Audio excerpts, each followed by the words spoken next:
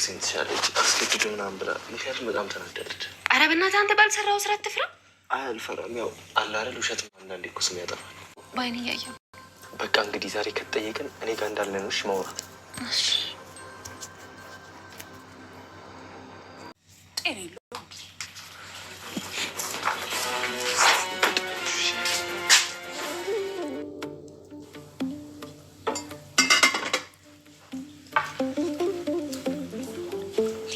አንተ ገዚ ናማ።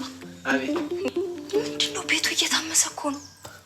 እኔ ምን አውቃለሁ። ለዚህ እንጃ። ናታንና መድኃኒት እኮ በጥግ በኩል የሆነ ነገር እየፈለጉ ነው። እንግዲህ እኛ አይመለከተንም። እስካልተጠራን ወይ ደግሞ እስካልተጠየቅን ድረስ ዝም ማለት ይበጃል። እሱስ ልክ ነህ ገዚ። እኔ የምልህ ገዚ ታረከኝ አይደል? አላኮረፍከኝም አይደል? አይ ለዛ አቃተኝማ። ይበቃ ለዛ ሲደብረኝ በቃ ምን ላድርግ ብዬ አርጁን ጠራሁት። ለዛ ከሚላቀቅ ድረስ አባዬ ማገዝ አለብን።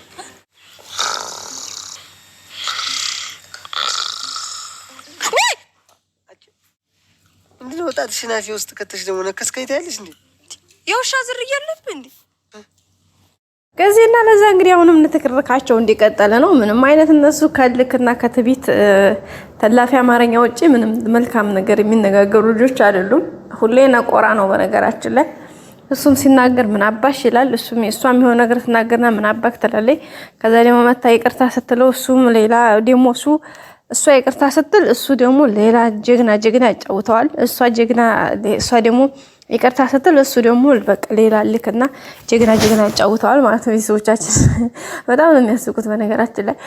ገዚም እንግዲህ እሷ ነገር ስትለው በቃ ይናደዳል ምናምን። ከዛ የሆነ ደግሞ ጀስት እኮ ግን ማለት ውስጣቸው እኮ እሱም ይፈልጋታል እሷም ትፈልገዋለች።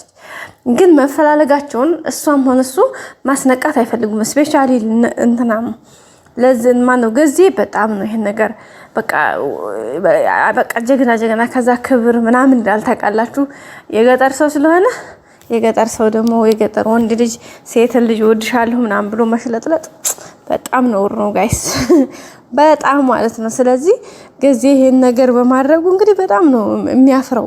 በቃ ይወዳታል፣ አይ ነው በደንብ ይወዳታል ምናምን። ግን እንደሚወዳት ማንም ሰው ከሷ አንደበት መውጣት አይፈልግም።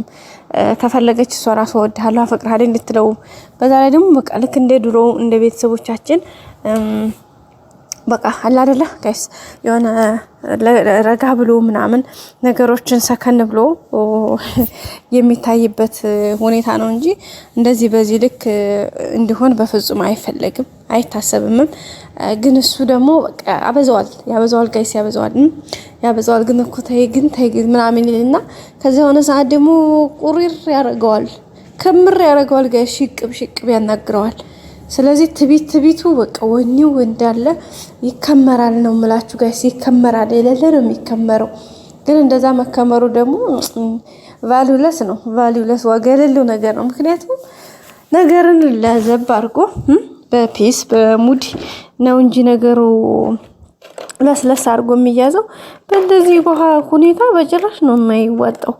አያዋጣም ነው ይምላችሁ፣ አያዋጣም ጋይስ በጭራሽ አያበላም ስላችሁ። ምክንያቱም እንደዚህ በትቢት የሚሆን ነገር ምንም የለም።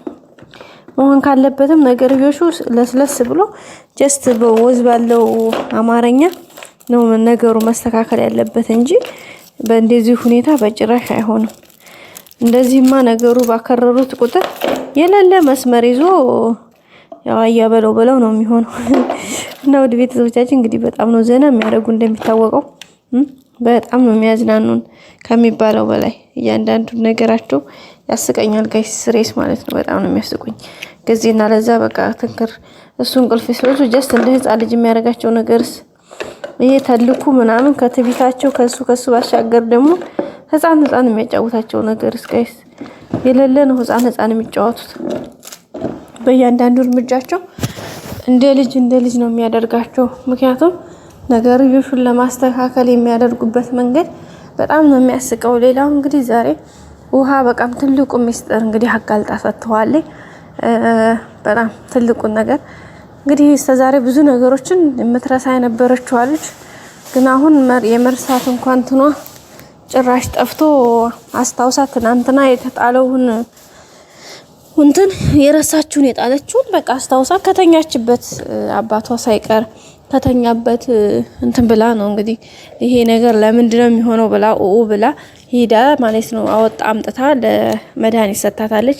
ይሄ ደግሞ በጣም ከባድ ነገር ነው። ውድ ቤተሰቦቻችን በጭራሽ መሆን የሌለበት ነገር ነው። ግን ያው ሆኗል። ዞሮ ዞሮ ሆኖ ከመሆኑም በላይ እንግዲህ ተቀብለዋቸዋል። ተቀብላለች ኦሬዲ። እሷ የምትፈልገው እሱ ሲጀምር ይሄን ነበረ። ናታን እንግዲህ እንደያዘው ነበረ ሲናገር ሲያወራ የነበረው ግን ናታን አልያዘውም። አለመያዙን ደግሞ ውሃ በእጇ አምጥታ ሰጣታለች። አሁን ድጋሜ በእርግጠኝነት ይሄ ነገር ከመድኃኒት እጅ መውጣት አለበት። አለበለዚያ ግን አሁንም የከፋና ሌላ ችግር ነው የሚፈጠረው። በፍጹም እንደዚህ መሆን የለበትም ቤተሰቦቻችን። ምክንያቱም እያንዳንዱ ነገር እንደምታውቁት መሆን የሌለበት ነገር ነው። ምክንያቱም እንደዚህ በዚህ ሁኔታ ከቀጠለ ማርታ በተለይ ይህን ነገር መስማት ያለባት ይሄ ሚስጥር መስማት ያለባት ከደረጀ ነው እንጂ በተለይ ከመድኃኒት አፍ በፍጹም ሊሆን አይችልም። ይሄማ ከሆነ በጣም የከፋ ችግር ነው የሚፈጠረው። ምክንያቱም መሆን የሌለበት ነገር ስለሆነ ማለት ነው። ግን እሱ አሁንም እሷ እንትኑ በራሷ ጋር ስለገባ ግዴታ እንትን እንደምትል ነው የምታውቀው። ግን ይሄ ነገር በጣም ከባድ ነው። ወደ ቤተሰቦቻችን ያው ያለውን ነገር ለማስተካከል እንግዲህ ደፋ ቀና እያሉ ነው። በተለይ ውሃ ይሄን ነገር ታድርገው ናታንና ብጌል ሌላ ችግር እንዳይፈጠር ሁኔታው እንዳይበላሽ የሚችሉትን እያደረጉ ነው የሚገኙት። አሁንም እንደምንም ጥሮ ተጣጥረው መድኃኒት ነው ይሄን ነገር ሪከርዱን ሳታዳምጠው መድረስ አለባቸው ነው የምንለው። ምክንያቱም ከዚህ ያለፈ እንትን ከተባለ የከፋ ነው የሚሆኑ ቤተሰቦቻችን። ያው እንግዲህ ማርታ ምንድነው የተፈጠረው?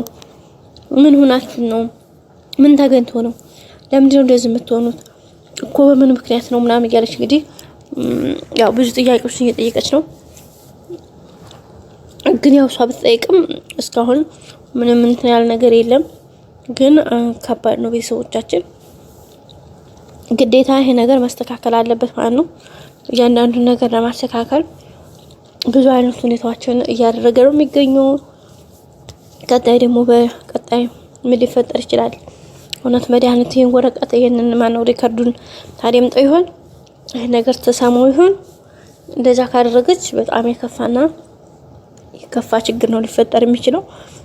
ስለዚህ በቀጣይ ምን ይፈጠራል? የዳጣ ጭንቀት አይታችሁታል። አብጌል እዚህ ጋር ደረጀ ደግሞ አልሰማም። ደረጀ ደግሞ አሁን በእርግጠኝነት ይሰማል ይሄን ነገር።